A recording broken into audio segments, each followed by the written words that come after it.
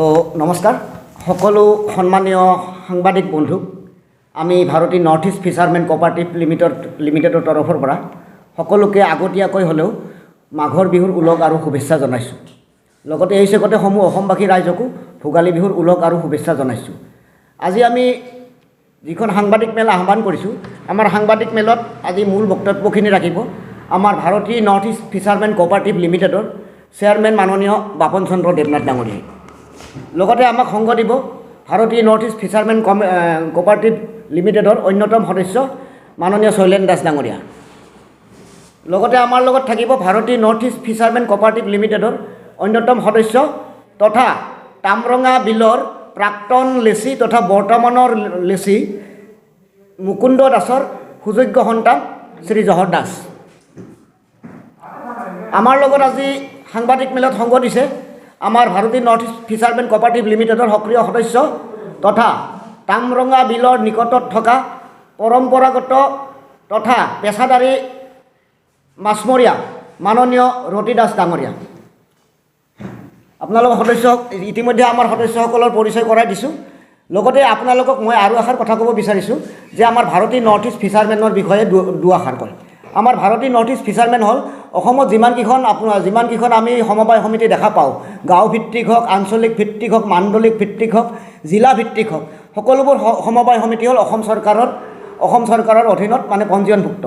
আমাৰ Bharati north east fishermen society Assam তথা উত্তৰ পূৰ্বাঞ্চলৰ প্ৰথমখন আৰু অসমৰ একমাত্ৰ ফিচাৰমেন কোঅপাৰেটিভ ছ'চাইটি যিখন কেন্দ্ৰীয় চৰকাৰৰ ডিপাৰ্টমেণ্ট অফ কোঅপাৰেশ্যনৰ অধীনত মাল্টি ষ্টেট কোঅপাৰেটিভ ছ'চাইটিৰ মানে কাৰ্যালয়ত আমাৰ সমবায় সমিতি পঞ্জীয়ন হৈছে। তো ইয়াৰ পিছত যিখিনি কথা আমাৰ আজি বক্তব্য, এইখিনি বক্তব্য দাঙি ধৰিবলৈ আমাৰ ভাৰতী নৰ্থ ইষ্ট ফিচাৰমেন কোঅপাৰেটিভ লিমিটেডৰ মাননীয় চেয়াৰমেন বাপন চন্দ্ৰ দেৱনাথ ডাঙৰীয়াক অনুৰোধ জনাইছোঁ। নমস্কাৰ। আচলতে আমি বহুত দিনৰ পৰা ভাবি আছিলোঁ কি আমি কিছুমান কথা সকলো ৰাইজক জনাব লাগে। কিছুমান সঁচা কথা আছে, কথাবিলাক বহুত মানুহে গম পোৱা নাই বা গম পাবলৈ চেষ্টাও কৰা নাই। এতিয়া আমি ভাবিছোঁ কি আমি এটা প্লেটফৰ্মৰ মাজেদি মানুহবিলাক জনাটো দৰকাৰী। আপোনালোকে সকলোৱে জানে কি আমাৰ বৰ্তমান নিবনুৱা সমস্যাটো বহুত বাঢ়ি গৈছে। মই নিজে এজন চিভিল ইঞ্জিনিয়াৰ আছিলোঁ, মই চাকৰিও কৰিছিলোঁ। 2012-13 কিবা এটা কাৰণত মই ৰিজাইন দিলোঁ। ৰিজাল্ট দি আমি পূৰা গ্ৰুপ এটা একলগ হ'লোঁ। একলগ হৈ কিনে আমি মাছৰ যোগেদি আমাৰ ল'ৰা ছোৱালীখিনিক ইনকাম চ'ৰ্চ কেনেকৈ দিব পাৰি সেইটোৰ ওপৰত আমি এটা প্লানিং কৰিলোঁ। গোটেই 3 বছৰমান আমি মানে অসম, ত্ৰিপুৰা, দিল্লী এইবিলাক সকলো ঘূৰি আমি এটা কোঅপাৰেটিভ ছ'চাইটি বনোৱাৰ আমি চিন্তা কৰিলোঁ। আমি সকলোৱে গম পাইছিলোঁ কি সমবায় সমিতি মানে অকল চাউলৰ সমবায় সমিতি হয়, কিন্তু পিছত আমি গম পালোঁ এনেকুৱা বহুত কিবা বিভাগ থাকে। তাতে মাছটোক ধৰি ল'লোঁ। মাছটোক এইকাৰণে ধৰি ল'লোঁ কিয়নো মাছৰ বিজনেছটো আমি যিবিলাক বজাৰ পাতে মাছ খাই আছোঁ আমি বেছিভাগ মাছে আপোনাৰ কেমিকেলযুক্ত মাছ। সেই মাছবিলাক খোৱাৰ ফলত আমি কম দামত কিনো বা কিবা কিনি কিনে আমি ঘৰত লৈ যাওঁ, আমি খাওঁ। আমি তাতে বহুত কিবা কেমিকেল ফেক্টৰীবিলাক থাকে। সেইটো কাৰণে লাষ্টত কি হয় আমাৰ কিবা এটা বেমাৰ হয়, কেঞ্চাৰ হয়, কিবা হয়। আগত অসমৰ মানুহৰ ইমান বেমাৰ হোৱা নাছিলে, এই কিবা খাদ্য খোৱাৰ কাৰণে আমাৰ ভুলবিলাক হৈ আছে। তেতিয়া আমি ভাবিলোঁ কি অৰ্গেনিক ফিচিঙৰ ওপৰত কেনেকৈ কাম কৰা যায়, সেইটো আমি প্লানিং কৰি আছিলোঁ। তাৰ মাজতে আমি খবৰ পালোঁ বঙাইগাঁৱৰ ওচৰতে তামৰাঙা বিল বুলি এটা বিল এটা আছে, তাতে কিবা এটা প্ৰব্লেম চলি আছে। প্ৰব্লেমটো কি চলি আছে আমি পূৰা খবৰ ল'লোঁ। 2014 এজন মানুহক এটা লেচিক টকা দিয়া মানে বিলটো দিয়া হৈছিলে। বিলটো লোৱাৰ পিছত তেখেতে গভৰ্ণমেণ্টক ৰেভিনিউ নিদিয়াৰ পিছত আকৌ বিলটো কেঞ্চেল কৰি দিয়া হ'ল। কেঞ্চেল কৰি দিয়াৰ পিছত কেঞ্চেল নকৰিলে হয় গভৰ্ণমেণ্টে। আমি পূৰা যুদ্ধ কৰিছোঁ কি আপুনি যদি ৰেভিনিউ দিয়া নাই বা বিলৰ ওচৰে পাজৰে মানুহৰ ডেভেলপমেণ্ট কৰা নাই তেন্তে আপুনি বিলটো কেঞ্চেল কৰিব লাগিব। তো ইয়াতে পিছফালে বহুত মানে আমাৰ যিটো মানে আগত লেচি গ্ৰুপৰ বেক চাইডত এটা বা দুটা মানুহ ফিক্স থাকে, সেইটো প্ৰত্যেক বছৰ যেনিবা চেঞ্জ হয়। তো সেই মানুহখিনিয়ে মানুহৰ লগত আমি যুদ্ধ কৰি টেণ্ডাৰটো কেঞ্চেল কৰিলোঁ। কেঞ্চেল কৰাৰ পিছত ডেইলি মেনেজমেণ্ট বেচিছত আমাৰ জহৰ দাসে আমাৰ কোঅপাৰেটিভৰ মেম্বাৰে ডেইলি বেচিছত বিলটো পালে। বিলটো লোৱাৰ পিছত বছৰীয়া চুক্তি হ'ল 46 লাখ। এইটো আপোনাৰ পোৱা হৈছিলে আপোনাৰ 2019 30/7/2019। সেইটো আমি ল'লোঁ। লোৱাৰ পিছত আমি 46 লাখ পে'মেণ্ট কৰিলোঁ। পে'মেণ্ট কৰাৰ পিছতো কিবা এটা অজ্ঞাত কাৰণত বিলটো কেঞ্চেল কৰি দিলে। কেঞ্চেল কৰাৰ পিছত আমি আইনী যুঁজত নামিলোঁ। আপোনালোকে এইটো ক'ব বেয়া লাগে, আইনী যুঁজ সাধাৰণ মানুহৰ পক্ষে ইমান সহজ নহয়, কিন্তু আমাৰ লিমিটেড চ'ৰ্চ। আমি যে আজি মিটিংটো কৰি আছোঁ, আমি নিজৰ পকেটেদি কৰিছোঁ, কপাৰটিভৰ এক টকা আমি টাচ কৰা নাই ইয়াতে। তো আইনী যুঁজ কৰাটো ইমান সম্ভৱ নহয় মানে সাধাৰণ মানুহৰ পক্ষে, যিটো আমি বুজি অনুভৱ কৰিলোঁ। কিন্তু হাইকোৰ্ট এইবিলাকত বহুত দৌৰা-দৌৰি কৰিলোঁ আমি। তাৰপিছত আমাৰ লেটাৰ দিয়া আদিৰ কাজিয়া পেচাল চলি থাকিল। অফিচক আমি লেটাৰ দিলোঁ, তেখেতে আমাক লেটাৰ দিলে। লেটাৰৰে ট্ৰেফিক আমাৰ এটা আৰম্ভ হৈ গ'ল। আৰম্ভ হৈ যোৱাৰ পিছত এই যে গ্ৰুপটোৱে বিলটো দিছিলে, সেই গ্ৰুপটো ইহঁতৰ টকা নিদিলে। কিয় টকা নিদিলে? কিয়নো ইহঁতৰ যিটো বেকগ্ৰাউণ্ড, যিটো মেইন চ'ৰ্চ এটাই, সেই চ'ৰ্চটোৱে প্ৰত্যেকবাৰ বেলেগ বেলেগ ঠিকাদাৰ আনি থাকে, কিন্তু বেকগ্ৰাউণ্ডৰ চ'ৰ্চ এটাই থাকে। তাৰপিছত টকা নিদিলে। নিদিয়াৰ পিছত আমি লেটাৰ লিখিলোঁ। লেটাৰ লিখাৰ পিছত FDCৰ পৰা লেটাৰ আহিলে ডিষ্ট্ৰিক্ট অফিচত কি আপোনালোকে এটা ভাল মাছমৰীয়াক পচন্দ কৰি মানে সকলোৰে মাজত আলোচনা কৰি আপুনি বিলটো ডেইলি বেচিছত কৰি দিয়ক। সেইমতে কথা হৈ গ'লে। হৈ যোৱাৰ পিছত আপোনাৰ আমাৰ এতিয়া ইলেকশ্যনৰ টাইম আছিলে, MCC পিৰিয়ড বুলি কয়, MCC পিৰিয়ডৰ নিচিনা চলি আছিলে। তো তাৰ পৰা FDCৰ পৰা লেটাৰ এটা লিখি দিলে কি আপোনালোকে এটা মাছমৰীয়াৰ মানে যিহেতু গৰীব মানুহ, সিহঁতৰ এটা ফিক্সড ইনকাম চ'ৰ্চৰ কাৰণে আপোনালোকে মাছটো ধৰিবলৈ সিহঁতক কৰক। সেইমতে সিহঁতে লেটাৰটো ইছ্যু কৰিলে FDCলৈ দিলে ডিচিক, বঙাইগাঁও ডিচিয়ে পঠাই দিলে SDOক দিয়াৰ পিছতো তাৰপিছত কোনো ৰিপ্লাই নাহিলে। কিয়নো এইটো আপোনাৰ কথাটো হ'ল মই ডেটটো চনটো হ'ল আমাৰ 21 এই যোৱা বছৰৰ 21 মাৰ্চৰ কথা এইটো। যিহেতু এপ্ৰিলৰ 1 তাৰিখৰ পৰা আপোনাৰ জুলাইৰ 15 তাৰিখলৈকে মাছটো বন্ধ থাকে, মাছ মৰাটো।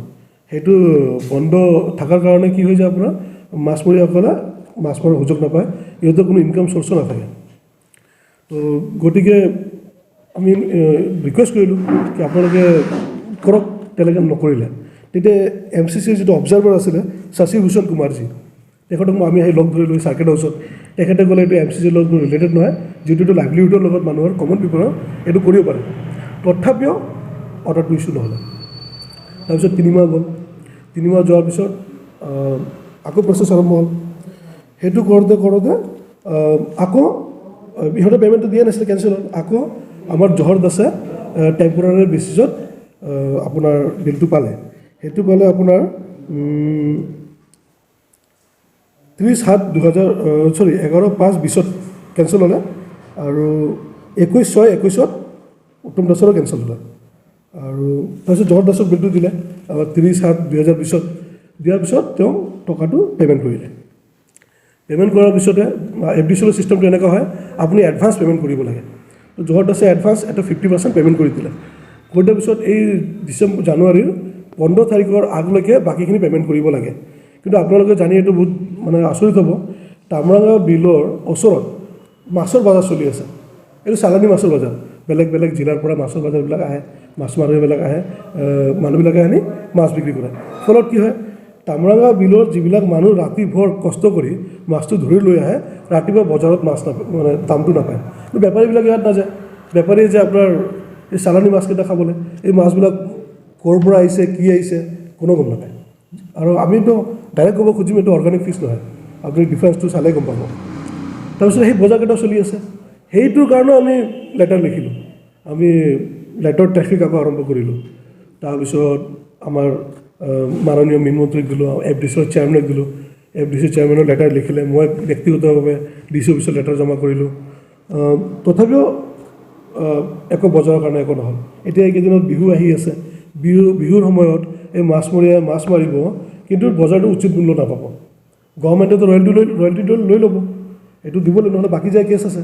কিন্তু এই মাছটোৰ উচিত মূল্য সিহঁতে নাপায়। ছেকেণ্ডেৰী কথাটো হৈ গ'ল, আপোনাৰ তামৰাঙা বিলৰ পিনে আৰু কনৰা বিলৰ পাৰাপতা বিল, সেই বিলত যে সোমোৱা যে চেনেলটো আছে, সেই চেনেলটো ব্লকেজ, ব্ৰহ্মপুত্ৰৰ পানী সোমায়, যিটোৰ পৰা মাছ সোমায়, এইবিলাক সোমায়, পানী সোমায়। সেইটো আজি কমচে কম 1 বছৰৰ বেছি হ'ল।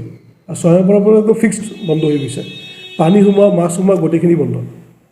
বিলৰ পানীও লাহে লাহে কণ্টামিনেটেড হ'ব ধৰিছে। যদি বিলৰ পানীটো যদি আপুনি টেষ্ট কৰে, তাতে হ'ব কি পানীটো লাহে লাহে কণ্টামিনেটেড হোৱা আৰম্ভ কৰিছে। তলত যিটো মাছৰ খাদ্য, যিটো নেচাৰেল ঘাঁহ পায়, যিটো আমাৰ প্ৰকৃতিয়ে আমাৰ প্ৰতি অৱদান আমাক দিছে প্ৰকৃতিয়ে, সেই ঘাঁহকেইটাও মৃত্যুৰ মুখত লাহে লাহে গৈ আছে। তো আল্টিমেটলি কি হৈ আছে, আমাৰ প্ৰাকৃতিক ভাৰসাম্যটো আমি শেষ কৰি পেলাই আছোঁ। আৰু ইয়াৰ কাৰণ হ'ল এটাই কি ছিষ্টেমটো প্ৰপাৰলি কাম কৰিব পৰা নাই। আৰু মানে বহুত কথা আছে, মই আপোনালোকক ইমান ডিটেইলছ ক'ব গ'লে পূৰা দিনটোৱে গুচি যাব। কিন্তু আপোনালোকৰ যোগেদি আমি এটাই আহ্বান জনাব খুজি আছোঁ চৰকাৰক, কি গভৰ্ণমেণ্টে FDCL অসমৰ মীন বিভাগ ইহঁতক যাতে এটা ডাইৰেকশ্যন দিয়ে কি আপোনালোকৰ মেইন টাৰ্গেটটো হ'ল দুটা।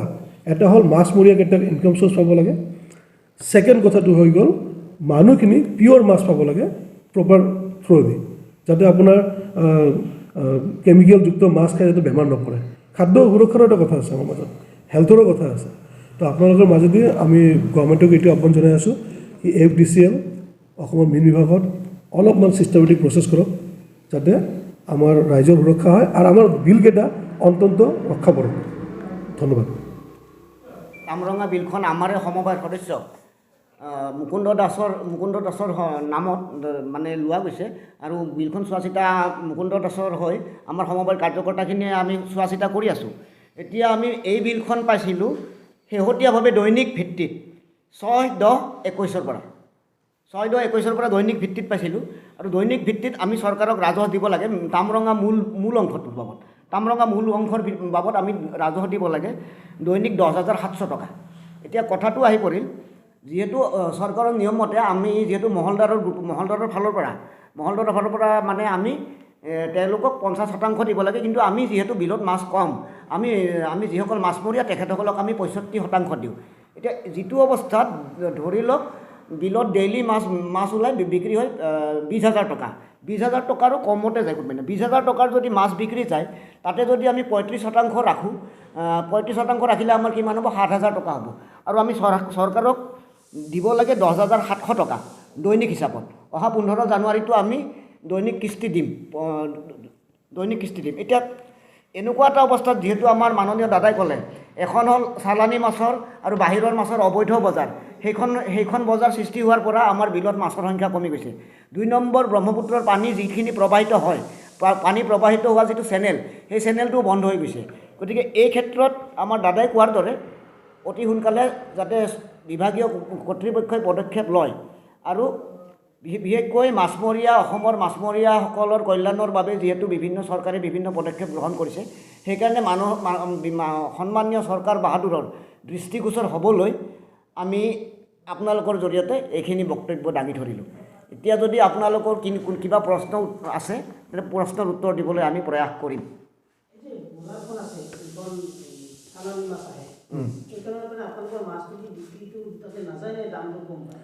আপোনাৰ আমি যিটো বজাৰটো চলি আছে, বিলৰ যিটো নিয়ম আছে, বিলৰ পৰা মাছটো লৈ কিনে আপুনি এটা বিলৰ ওচৰতে বজাৰ কৰিব লাগে। তাতে আপোনাৰ বেপাৰী আহে, বেপাৰী এটা অকশ্যন ৰেট হয়, তাৰ এটা কমিশ্যনটো আপোনাৰ ফিচাৰমেন ছ'চাইটিয়ে পায়, ফিচাৰমেন মানুহবিলাকে পায়। কিন্তু যিবিলাক বেপাৰীবিলাক আহে, বেপাৰীবিলাক এতিয়া সেই আমাৰ তাতে নাযায়, এই কামৰঙা বিলৰ ওচৰত নাযায়, সিহঁতে এই বজাৰটোত যায়।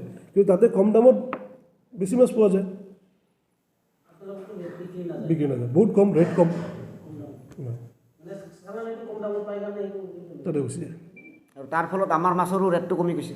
আমাৰ মাছৰ ৰেট কমাৰ কাৰণে আমাৰ স্থানীয় যিখিনি মাছমৰীয়াখিনিৰ লাইফষ্টাইলটো বদলি গৈছে, জীৱন ধাৰণৰ পদ্ধতি সলনি হৈ গৈছে, আৰু বিলখনো ধ্বংসৰ গৰাহত যাব ধৰিছে।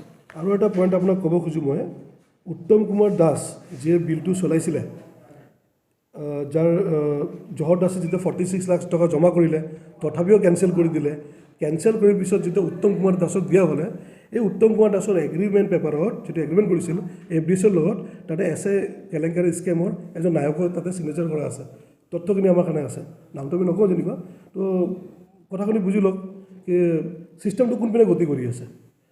কিন্তু বৰ্তমান যিজন চেয়াৰমেন আহিছে, এই চেয়াৰমেনজনৰ কথা আমি শুনিছোঁ, ভাল মানুহ বুলি শুনিছোঁ। এতিয়া তেওঁ আমাকো আশ্বাস দিছে তেওঁ ঠিক কৰিম বুলি। এতিয়া সময়ত আমিও যুদ্ধ কৰিম, আৰু আপোনালোকৰ সহযোগিতা আমাক লাগিব।